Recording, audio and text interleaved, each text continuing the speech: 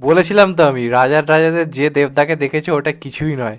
এখনও দেবদার অনেক কিছু দেখানো বাকি রয়েছে। আগের গানে ছেলেদেব বাংলা মাতিয়েছে, এবার বাবাদেব নাচ দেখাবে। কাকে নাচ বলে, কাকে ভিনটেজ নাচ বলে, আর যারা নাচ নিয়ে অনেক সমালোচনা করেছে, ভাই সিরিয়াসলি কোন যুগে ফিরে গেছি ভাই।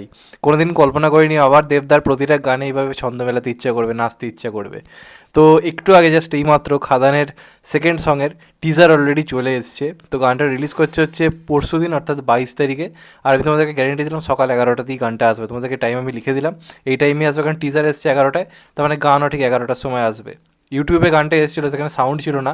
তো তারপরে আমি সুরিন্দার ফিল্মসের ফেসবুক পেজে গেলাম, সেখানে দেখলাম গানটা অলরেডি অ্যাভেলেবেল রয়েছে। এবার এই গানটা না শুধু একটা গান, এটা একটা ইমোশন হতে চলেছে।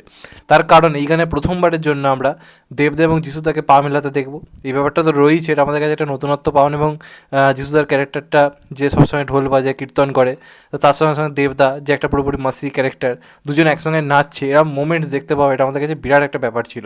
তো একই সিনেমায় দেবদা যিশুদাকে একই গানে পা মেলাতে দেখা, এটা একটা বিরাট বড় পাওনা। প্লাস দেব এবং বরখাকে আমরা 14 বছর পরে আবার এক গানেতে একইভাবে পেতে চলেছি, একটা মাসি কমার্শিয়াল গানেতে একে অপরের সঙ্গে নাচ করতে। আমি তোমাদেরকে কালকে বরখার পোস্টার আশা করি বলেছিলাম এই সিনেমায় হয়তো বরখার কোনো ড্যান্স নাম্বার থাকতে পারে। তো এটাই হচ্ছে সেই গান যেখানে আমরা দুজনকে কিন্তু নাচতে দেখবো।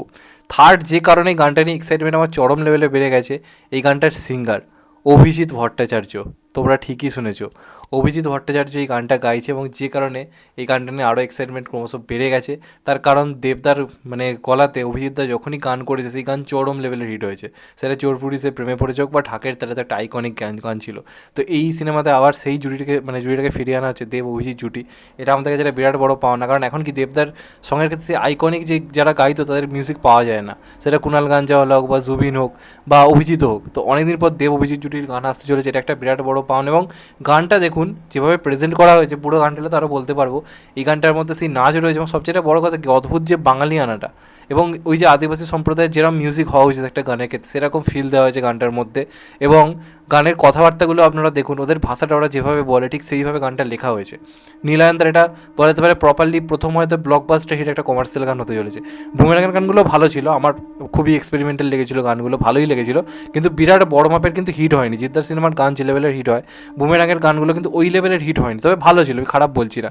কিন্তু এই গানটা কিন্তু হিট হওয়ার চান্স রয়েছে, কারণ গ্রাম বাংলায় বিভিন্ন মাচা অনুষ্ঠানে বা ভাসান টাসান এই গানটা কিন্তু ভালো রকম হিট হতে পারে। এবং দেবদা কথা দিয়েছিল খাদান এলে শুধু ভাসান হবে, ভাসান। তো প্রত্যেকটা গানের ক্ষেত্রে কিন্তু সেই এটা দিচ্ছে। রাজা রাজা তো চরম একটা মাসি ট্র্যাক ছিল, এই গানটা আমার মনে হচ্ছে কিন্তু রাজা রাজাকেও ছাপিয়ে যাবে, কারণ গানটার মধ্যে যে কমার্শিয়াল এলিমেন্টটা রয়েছে না, সেটা দারুণ লাগছে, হেভি দেখতে লাগছে। কারণ একটা বিয়েতে এই অনুষ্ঠানটা হচ্ছে, এবং এই দুজন এলাকাটাকে মাতিয়ে রাখে, দেব আর যিশু। তারা মিলে দুই বন্ধু মিলে এই গানে পারফরমেন্স করে এলাকাটাকে মাতিয়েছে, দেখতে পাচ্ছ তো গানের মধ্যে সেই বন্দুক ফন্দুক নাচিয়ে নাচছে। তো চরম কোরিওগ্রাফি হতে চলেছে গানটা। তো আমি কিন্তু খুব এক্সাইটেড গানটা নিয়ে।